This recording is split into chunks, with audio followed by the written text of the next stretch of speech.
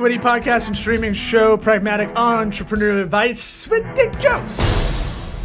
I'm your host, Law Smith. Sitting to my right, your left, number 4 on your programs, number 1 in your hearts, Eric Redinger. Where'd you get that number from? Nobody cares. I don't know. I'm silly like that. I'm a silly goose sometimes. This episode is brought to you by Grasshopper. Try grasshopper.com/sweat. Gets you $75 off an annual plan. Business phone line, Google voice numbers. Don't be a jabroni with those. Get a business phone line that's a scalable business phone system that you can separate your personal from your business life. Yeah. What's the worst thing when you call someone and they have this like side hustle, or they have their own personal phone for their business? Do you call so much blood? I don't know what to do. Right, you call and they go, "Hello, who dis?" And you're like, "Is this the business I was trying to call to give my service thing though?" You guys do services? Grasshopper. Try grasshopper.com/sweat. Gets you $75 off an annual plan. You don't need to get another cell phone like a burner drug dealer back in the day. You can get another little app. I have it on my desktop too. Someone texts me, I can hit them back right there. That's key. Like messages. Big deal. Mm-hmm. That's Grasshopper. Try grasshopper.com/sweat. Gets you 75 bones off an annual plan.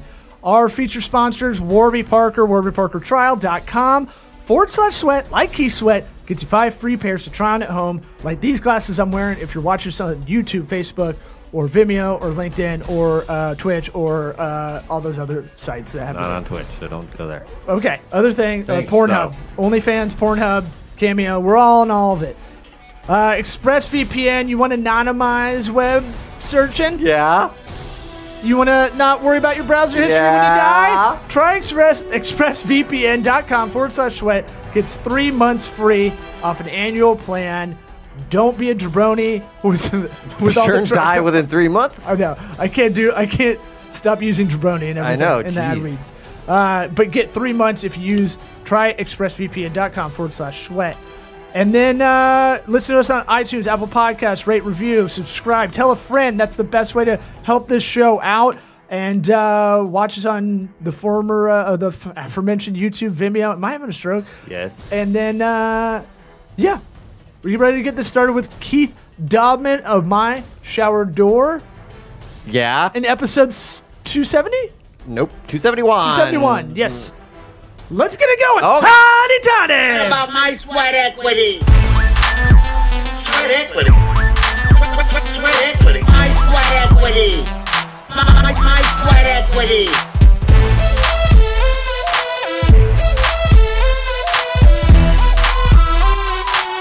What about my sweat equity?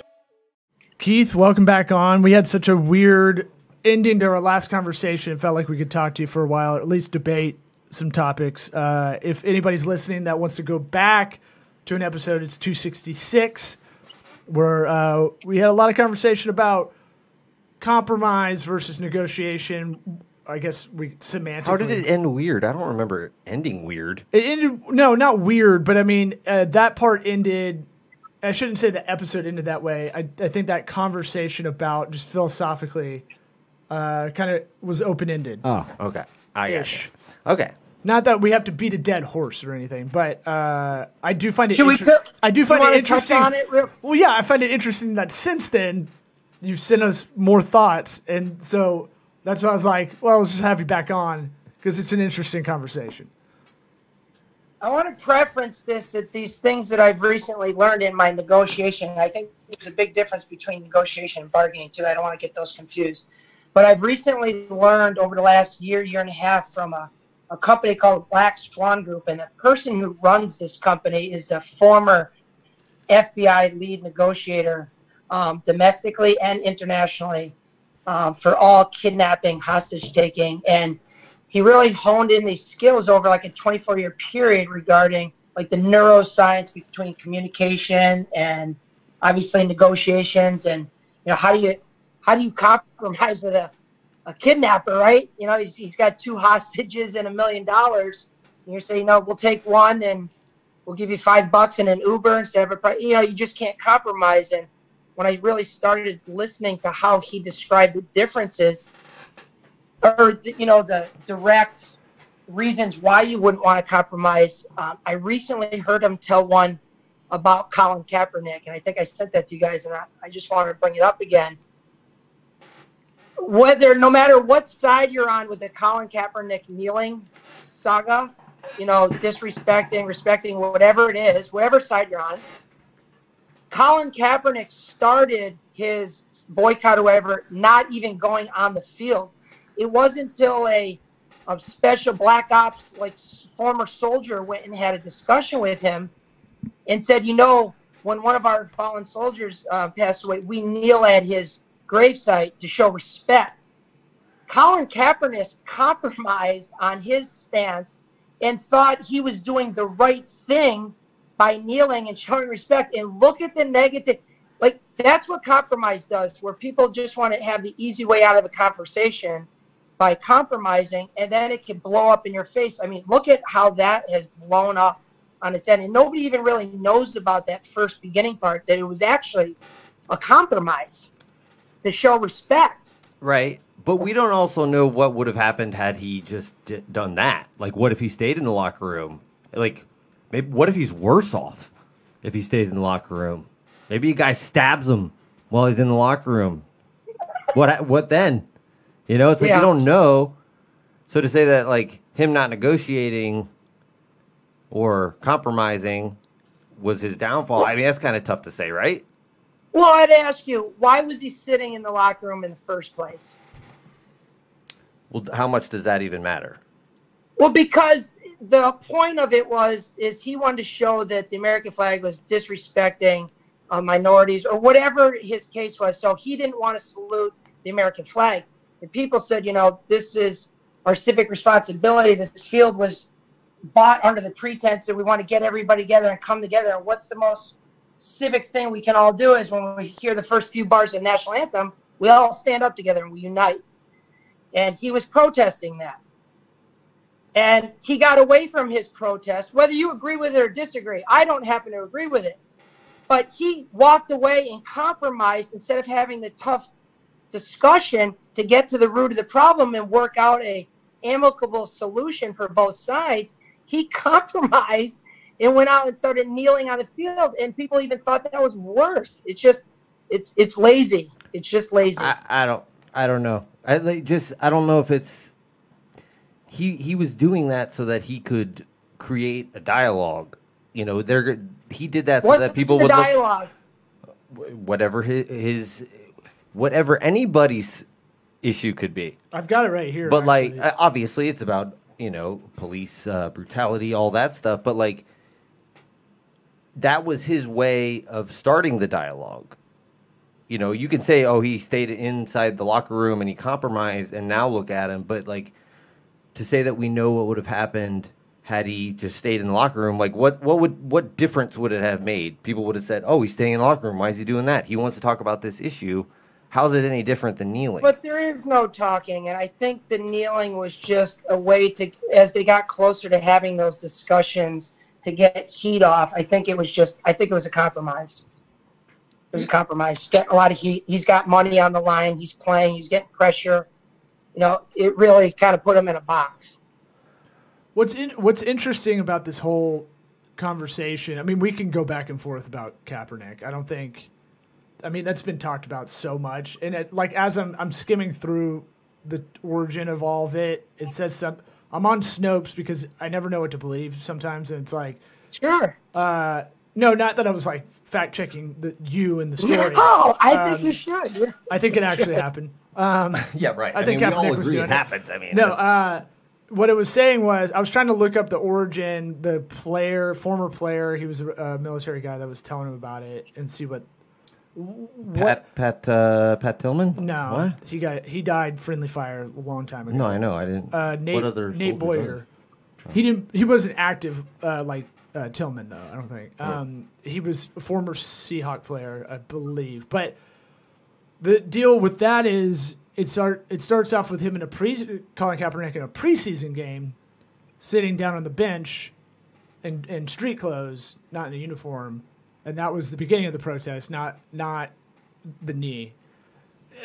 Small detail I find kind of interesting because preseason games kind of don't matter, and now they matter this year. But because everybody's getting injured because they're not in football shape. Sure. But it's one of those things where in preseason games, no one cares about him at all. And it was such a non-story because he's just sitting down during the national anthem. And it probably just looked – it didn't look – it looked disrespectful, whereas a knee makes a statement. I guess my thing was just – I went more branded. I don't know if, he stays in the locker room, how much different things would have been is my point. That's all I'm saying is like he stays in the locker room, and then we talk about it the same way, and he still gets blackballed from the NFL. Who knows? It's just – that's my point. Eric, how about this one? This one will be more like binary, real easy. Yeah, let's use a different example. Let's use this one. This is a quick one. Want to make my wife happy. I consider myself, I want to capitulate. I want to play golf on the weekend. We're going out to dinner. She wants me to wear a certain outfit, of course, and she wants me to wear these white shoes. I got these black ones I want to wear. I need to wear them. They're my favorite. I'm just going to compromise and wear one of each. Good. Married man. Come on. You know what you're doing. You won't get. Does it get you laid? No, the real answer is you wear gray shoes. That's the answer. Yeah. Got gray shoes over there? Are you happily married? No. Okay, then you won't understand that. Right, we're both divorced. Maybe we might understand it way more. Yeah, right. Keith, you want to move in with us to our apartment? Maybe you should have been compromising. You can move in with us. Oh no! Once all this compromising gets done with, and then you do it with lawyers. Yeah. So you and lawyers cannot compromise and come and live with us. are you happy about that when you compromise? Are you happy about that? Sometimes it's nice to get things done. It depends on context. The problem I have Exactly. with the problem I have with your questioning was it was so broad. You just said, you spoke in absolutes about it, and it's just like, no, well, there's a context for everything. Even your FBI hostage negotiator, he's got to put a bunch of variables together too, right? So there's a context within his segmented kind of specialty, right? But you're speaking in such broad strokes that everything isn't negotiated or is negotiated, right? And I know we're speaking shorthand. I'm trying to make the point that there's a lot of room between yes and no. If people just have more dialogue instead of as soon as it gets to everybody gets to a point. So a negotiation. When they're negotiating, they're like, this is uncomfortable. How do I get out of this situation? And it's usually a compromise because that's just the quickest way to get away from it. Instead of maybe. But you see compromise as surrender. Creatively out. Say that again. You see compromise as surrender. You see it as a loss or always. Weakness. And compromise. I see it as an easy way out. I don't know if compromise implicitly means you lost. I didn't say lose. No, there is no win-lose. Oh, I'm using it. I'm defining it for you in the context of which you're giving it to us. Right. Because every scenario you've used, both this episode and last episode, has been a situation where it has had a disagreeable face with it, right? You have not presented an example of compromise in a good light. How about that? Yeah, that's true. Do I have lawyer's logic? Yeah. I think in a contrarian way. I try to see both sides of an argument kind of at the same time and like flip the coin on the other side. Why don't we do this? Why don't you two show me an example where two parties came to a table with agendas, they compromised and they left the table ecstatic on, wow, this was a great deal for both of us. Give me one good example. There's mutually beneficial deals that happen. You don't think so? I didn't say anything. I mean, I've done them. I've done mutually beneficial deals. Fantasy football trade. And you were extremely happy when you left that table after compromising, said, I am so glad I just compromised on that deal. Or maybe I negotiated. So you lied. I lied? How you lie? I don't know. I mean, I don't understand. Again, compromise. It sounds like compromise. Is a pejorative in your head, and it's still me. It's a what? A pejorative. It mainly is a. It mainly a lot of people use it in the context of compromise being kind of like. At least neutral. Lost. Yeah. At least neutral. Or you didn't get everything out of what you wanted. You lost a little bit. And the example you're giving is, I do like what you're saying about compromising out of an argument because people will do that, right? But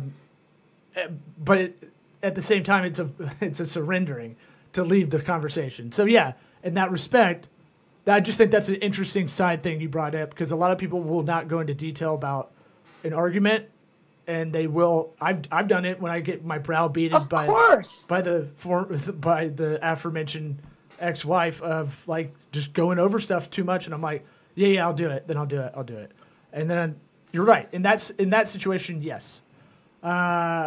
Because I just want to leave. I just want to stop this thing from happening. You want to preserve the relationship, but you want them to leave you alone. But that could be considered a win on that side too, because you're preserving it now. You're eating it now to preserve it later. Well, to me, it's just the desired result you want at the end may not happen right there, but it does have the intended consequences later. It's just. It seems unrealistic to me. I'll put it that way. Like to piggyback on what Law is saying about it comes across like a loss or a pejorative sort of situation. That means that every situation has a winner and a loser, and that's saying that you expect to win or bat 1,000 every time, and that just because if you're not, then you're giving in a little bit as to what somebody else is wanting, and then you're compromising. So you know what I'm saying? This like feels like a logic college class where you have to debate. It just seems unrealistic to say never compromise, because I'm a 37-year-old man. I know for a fact that is not possible. I just there's no way you can just never compromise without coming across like kind of an asshole. You know, like how do you not be an asshole in this situation? You know what I'm saying? With empathy. Sure. Weapons grade empathy. Okay. Tactical empathy. Okay. All right.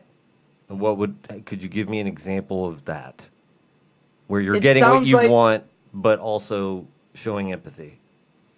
Yeah. I mean, it's been said the art of negotiation is letting the other side have your way, and you would do that through either a series of open-ended questions, building rapport by either labeling someone's emotions, making the situation empathy. Seek first to understand, then be understood. So I need to listen to you and further this conversation for you to kind of let your guard down, feel comfortable, and tell me what it is you're really after. And I talk about compromise in the context of sales mostly, and I try and teach our salespeople is customer comes in and says, listen, I want this door, and I want you to knock the price off. And if they just started saying, yeah, we'll just compromise, I'll knock the price off, I wouldn't be able to continue to grow this business. A lot of these customers, there's things that are more important to them that they're not even aware of until we bring to their attention, because they're not buying frameless shower doors every day. That's our job as a professional, to hear what their opportunity or problems are, sound them back to them so we can build rapport and trust, and then show them the solutions to solve the problems that brought them in. And usually price is third or fourth on the list, even though they come in and they say, we're just looking for something cheap. We just need, what's that price right there? We want that. And, that's all we're looking for. And if I could slow things down and point out a few emotions that my gut's telling me, your intuition kicks in, and if I and help build rapport and trust-based influence, I can start to direct that path into a meaningful collaboration for both people, not a win-lose. It'd be more like a win-win. Without having to compromise, because they came in and said, the price is too much, I need something cheaper. And I didn't just capitulate. I used some of the skill set to kind of unlock those unknown unknowns that they weren't willing to tell me when they first came into the showroom.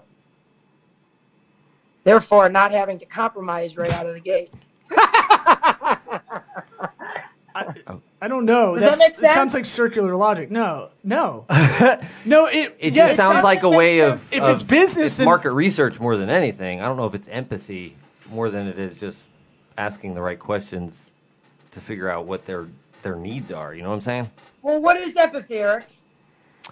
I think it's the idea that you can sort of feel what other people are feeling, put yourself in their shoes, and try and understand. You don't have to like it or agree with it, but you're right. Just to understand where they're coming from. You know, what brought them in, what's causing them to act this way, what's causing them to reach out this way. Instead of combating it with a statement or an order or demand, I would use empathy.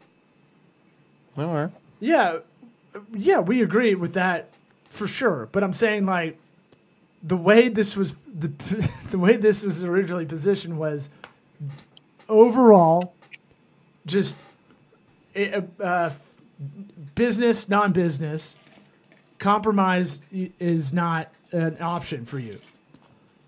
And I remember last episode, you gave us an example where you did compromise with something with your wife. Yes. And I was like, yes. What are we I'm doing not here? happy about it. Well, what are we doing here? I'm learning. You compromised. I'm learning. Okay. Okay, because the way you were talking about it is like this is what you follow. That's the way it was coming out. Was like, Keith, I cleared out my extra bedroom. I was like, oh, this guy's going to be moving in here in no time. No compromise my ass. Come on over. I'm telling you, I'm getting better at not compromising because I'm That's not that's not how you got to. As you get older, you cut you're tuned down. You chill out a little bit and you compromise more as you get older. I have more meaningful dialogue to present more opportunities for myself and for my wife by not just compromising. Can I go do this? No, okay, and then just walk away from each other. And now we're both happy because we're out of each other's hair. I'll. That's like a lose-lose, really. So the outcome is different than the what you would consider compromising, right? So you can win-win, not compromise or compromise. You could lose-lose, compromise, not compromise. Or win-lose, compromise, not compromise. It doesn't the result of what happens at the end. It could be different for both parties. That guy that came in to get a shower door, you could have sold it to him, right? He could have thought he got upsell as soon as he walked out of there, right? Oh, I got manipulated because this guy's asking me about my golf game. I want to give me that hard compromise question. I want to be very clear. There's zero. Not you. There's no one-off deal, especially with the internet now. That would never be the intention. I'm never going to sell somebody something they don't need. I can promise you that. Because it'll show up real quick. I shouldn't have used you as the example. Just in generality, somebody walks into a store, they feel like, as they're talking to the salesman, great deal. And then they walk out and they're like, oh my God, what did I just do? Buying a car or something crazy. Yeah, because a lot of it's about incentives, too. So when you're talking about the hostage negotiator or the negotiator FBI guy, he's looking at the incentives of that guy while he's talking to him, trying to... He's not calling him and going, hey, stop that douchebag. He's doing like, hey, I understand where you're at. I understand you've got kids. I understand what happened to you from this issue in the past. So he's using empathy as not weaponizing it, but he's using it as leverage, right? Why is that not weaponizing it? It's tactical. He knows exactly what he's doing. It's purposeful. You're right. You're probably right. I think weaponizing would be a call to action. I think It is a call to action. He's not. He's picking up the phone and he's calling. No. I'm saying in talking to him, giving him a call to action, giving him a directive, giving him. No, I say what you're saying, Keith. Like that. You're right. He doesn't necessarily really actually care what this person has gone through. Like what they really care about is saving lives or whatever. So, but they're going to be they're weaponizing empathy. That's what they're doing, really, and Well, I was trying to go the front part of the conversation, I guess, in my head when he's talking to him. So that's why, because empathy to me, when you're talking to someone in any kind of like conflict, be it business, sales, or something extreme like the negotiating thing with a hostage negotiator, whatever. I think I always have it in my head that if you're going to have a strategy of being empathetic and listening to the problems, it's always front-loaded. So that's my bad. I'm so used to doing that in meetings that I just assume that's y'all knew what I was talking about. Front-loaded how? Like in the beginning of the conversation. So when I do any intro call with someone, I just tell them straight up, hey, I'm going to just spend this hour trying to listen to you as much as I can. Ask them I questions. see. Just trying to figure out what they need. This is our working relationship. This is the beginning of it. If this is the beginning of it, I want to, and I tell them now, I want to show you that I am listening to you, because I feel like that's something a lot of people in my industry don't do. That's how I weave in a competitive advantage, right? But I do it naturally anyway. I was doing it before I knew it was a process, because I'm always like, how can you solve a problem if you don't know the problems? And if you don't know, if a lot of problems have a little bit more nuance than, they all do. Yeah, everything has nuance. Right. There's more. I like the minutia. I like detail in a problem, or even like a joke or a story, whatever it is. The minutia, the little things in it, are what I think are important sometimes. I couldn't agree with you more. It's like Tony Robbins, a little 2mm shift. What's that? Is that where it shoots off in a different direction, thousands of No, miles? just certain you said the little minutia, the little difference. No, like what's the Tony Robbins So one thing? of them would be an encourager, would be another one of their tactics is mirroring. Yeah. So what is that? And that's sometimes how you get those unknown unknowns to come out, because you're doing multiple things at once. You're building rapport. You're showing the other person that you're listening, because I just repeated one or two of the things that you just said.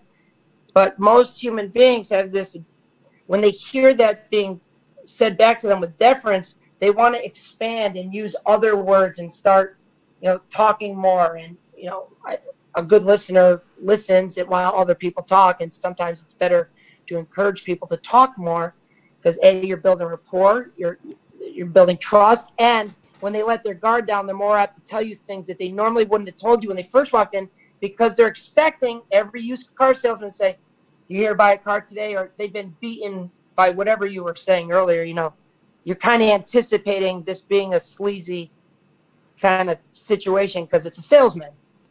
Well, I mean, first dates are similar too. The way I see it, because I could be very, I can talk about myself, whatever. I can do it. Day. I'm up my own ass all the time. Not narcissistic, just self-absorbed. But I'm saying there is a difference. Okay. But I'm saying that I notice like any date for the first time you're going out with someone, it's very similar to me, because I'm in my head. I'm like, don't try to just. My issue is trying to be too funny, or try to entertain too much, or whatever. Oh, don't be too funny, Law. Well, you don't want her to pee her pants with you. No, it's pushing rope, because the more I try to do it, the less successful I'll be, right? Especially like on this show. And so the more it's same in like a sales thing too. The more you try to go all this stuff. Sorry, because you got. Are you talking right now? Sorry. Yeah, I'm just saying, like, it's better to ask questions and be curious, right? Yes. Curiosity is awesome. Yeah, no, I found myself in that position out at the bars the other night, and I'm like, oh, I should think of some questions to ask, but I also don't care about the answers, so I just kind of trailed off. Because you didn't care about the situation too right. much. Like, because the desired outcome is not worth the effort. The cost benefit of doing it. About a question. Yeah, because you're like, and that was straight up what it was. I was like, right. You can keep talking, I guess, but I don't. I guess I think in expected results or desired results, or what could potentially happen percentage wise too, right? Definitely what I was thinking about. I was running the percentages. I was running the numbers in my head. You were, but you're not doing it like Rain Man. You're just, No, I was. I threw a bunch of cards on the ground. I was like, it was not a love connection. And you're like, pick those up, bitch. And she's like, I'm leaving. You're like, God damn it. Like, that didn't work. Right. But yeah, I think so mirroring, right? I don't know if we got to what you were saying about that. It's just kind of, it's what you think it is when you're talking to someone in any kind of. We definitely talked. Keith explained the whole thing. Okay, maybe I missed that. We're paying attention. We got a lot of irons in the fire. You missed that? Yes. He wasn't paying attention. I was straight up. I was here. He said, "How about mirroring?" And then he went on to talk about it. I didn't know if you had more of that definition or more of the tactics. How about that? of mirroring. So later when you rewind the show, we just did it there twice, and when I did it, you just kept talking and talking and talking. Yes. So what you're doing is you're just repeating 1 to 3-ish words, or when you get real good at it, the important word. But the key to it is I feel like he does that deference. sometimes. Yeah, constantly. Oh, Eric gets it. Yeah. Constantly. I feel like that's what he does. He's mirroring it. Yeah. and so it's doing two things at once. It's building rapport, and you're going into their kind of subconscious to help trigger a gut instinct, an intuition. Right? You're kind of connecting their thoughts, and it's allowing them to speak more. And when you let your guard down, you start telling your truth, what's on your mind. And at the end of the day, I want to help them. I want to know what's on their mind. Sometimes people just need help because they've been battered by used car salesmen and creepy guys at the bars and all types of podcasters. Mm-hmm. Yep. And these 2 are out of 3, baby. These will be some of the skill sets to help kind of walk your way through that, so you can ultimately help whoever you're trying to collaborate with.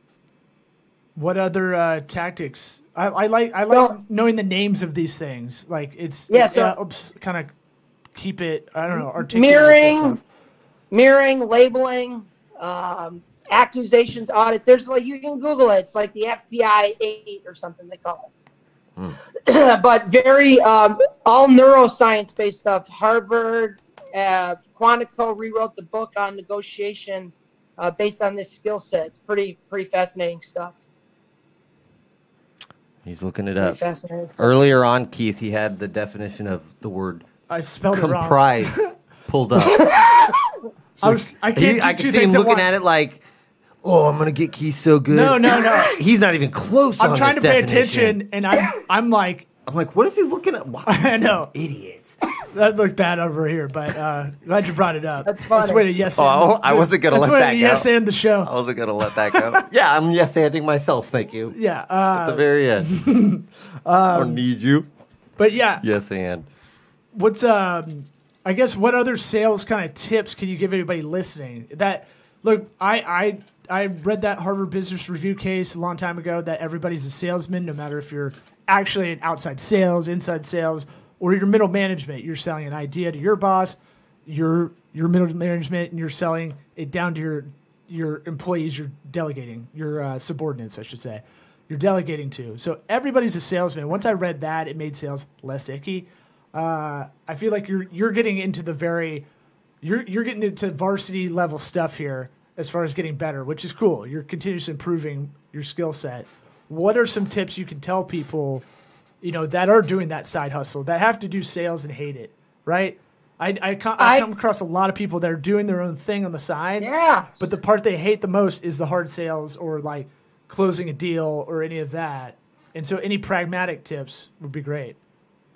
And thank you for asking me that. I started this business in 2003 with my brother and father, and for the last 3, I kind of felt like I was falling into a rut. I knew our industry, I knew our product, we went vertical, but I was just kind of going through the motions. And when I came across this, it changed everything for me. It reinvigorated me, and I always knew there was more. I just didn't know what it was, and I thought I could just wow people with value proposition and always pitching them our product and why we're better. And I would say the most beneficial thing that I've really learned over the last year and a half was not only how to be a better listener, but then what I'm actually listening for. So I'm not just, I know it's real cliche to just say be a better listener, but I'm actually listening for 1 or 2 nuggets of gold that I'm going to highlight and subtly, innocuously have the customer expand upon. And then I'm going to offer solutions in a manner that they're going to tell me. And they're going to leave there going, I don't know what just happened, but that was one of the best experiences I've ever had. And I would definitely do business with that person again. And so that all started with just listening. And then what am I listening for? I'm listening for emotion. They say there's 3 different types of people. The caveman was a fight, flight, or mate. and translation that to today would be like an assertive, aggressive person, an analytical person, and then, like the friend-oriented person. And if you really look at all the different type of customers, everybody really boils down into those three buckets. And depending on what animalistic traits you have there's certain of those skill sets the FBI has that gravitate more towards one versus the other. Like the mirroring is something to be used with an aggressive, assertive person because they like to talk. What's most important to an aggressive, assertive, which is my natural born type, is knowing that people listen to what I had to say. That's the most important. And so when you can recognize that when you're talking to a prospect, directing the certain skill sets with the appropriate subtype, the fight, flight, or mate friends, the aggressive, assertive, analytical, it really opens the doors to them telling you what they really want and just getting to the point a lot quicker. Saves time. Saves a lot of time by listening instead of me just jamming down all the information and showing how knowledgeable I am and all the awards and our manufacturing. And actually, it's just quicker to hurry up and listen and then point out a few of those things, and then boom, we can get to doing business. It's actually a lot faster. Oh, that's interesting. I like that. So being a good listener, I would say, would probably be the best thing. But then listening for something in particular. If your gut's telling you something, that's what you want to act on, because your gut is triggered by your intuition, your subconscious. So interesting fact, I was reading that. Do you know how much information your conscious mind brings in per second? They said if you close your eyes, open your eyes for 1 second, you bring in 40 points of data per second. Your subconscious, they say, is in the neighborhood of like 30 million per second, because you got the depths, the sizes, the sounds. That's how we breathe. We don't even think about it. We're just subconsciously doing it. So when you do some of these labels or mirrors or some of these other skill sets, you're triggering their intuition, and it's throwing it down to their gut saying, I don't know, but I'm kind of on the fence, but this just feels right. We've all had that. It just feels right. Well, where does that come from? It comes from your intuition and your subconscious mind. And if you can use these skill sets, it helps drop all that stuff into their subconscious mind, hopefully triggering that gut instinct to say, wow, I need to go on this podcast with these two guys. They're fucking brilliant. I don't know what it is, but the way they talk to me is brilliant. I like that. Yeah. I like that. Way to sweeten the that. way you ended it. Really brought it. You can butter gathered our bread. A lot of steam at the end there. You can come on anytime, butter our bread. That's nice. fine.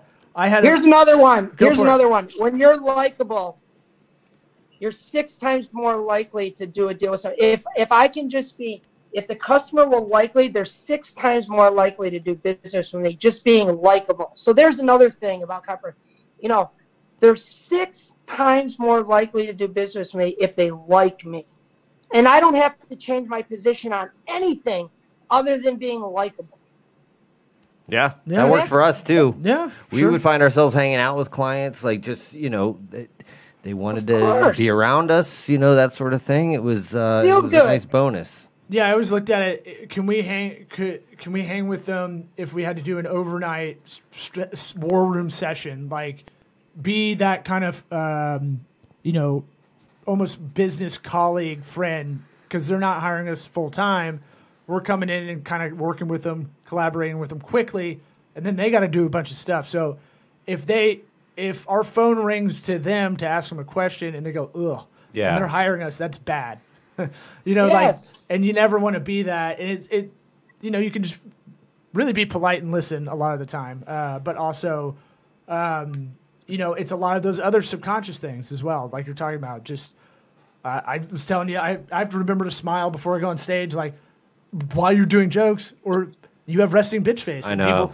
People think that, not having a good time while I'm telling jokes. And I've noticed like that little thing changes the set for me dramatically. Yeah. Wow, that's brilliant. That is so true.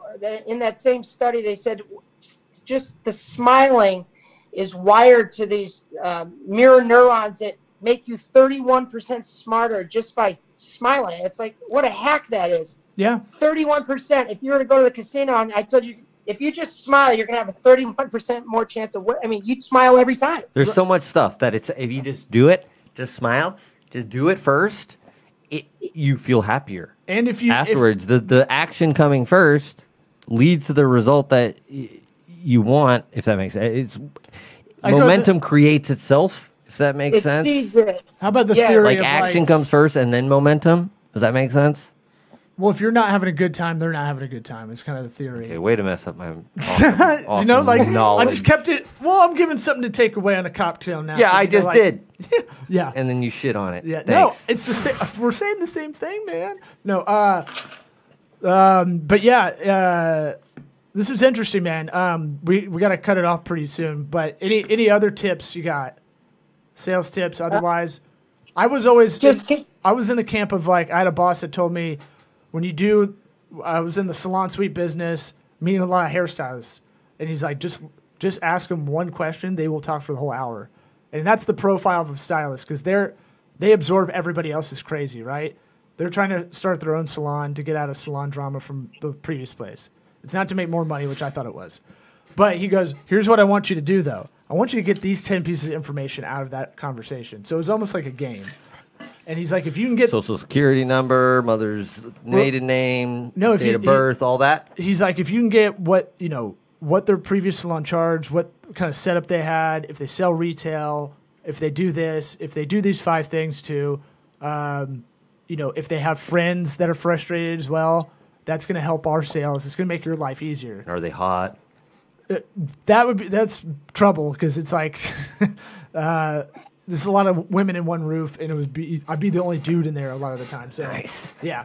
No, I was married at the time and never strayed. But I'm saying, what's the matter now, huh? It's when Am I right? It's all for naught. No, should have been. I never compromised my morals on that. Good man. Going to a callback from the first episode, you're talking about character and all that stuff. Me too, for the record, I guess. Hashtag. Yeah. Just miserably don't get asked for a while. So that thing of like, I'm helping someone. I'm helping an agency. They hired me to help them with their business development style. And I'm going through each meeting, and I was talking to them about that. Like, you want to come away with that meeting and have some information to be able to help with that proposal. Now, yours is a little bit different because you might have more people. In the scenario you're giving, it sounds more retail than it is like a big contracted deal. But same thing goes. Even when you're meeting them in the parking lot to walk them in, those little things matter, Everywhere. These things work only when you're talking to humans. Really doesn't matter what you're selling. If you ask, I want and I need, you're in a negotiation. These skills will work. Yeah. Well, right on. Well, thanks for coming on again. And, yeah. Yeah, man. Let's do it again. That's fun. Let's do it. It's fun. All right. All right, guys. MyShowerDoor.com for everybody out there. Thanks for coming on, man. Thank you, guys. Have a great night.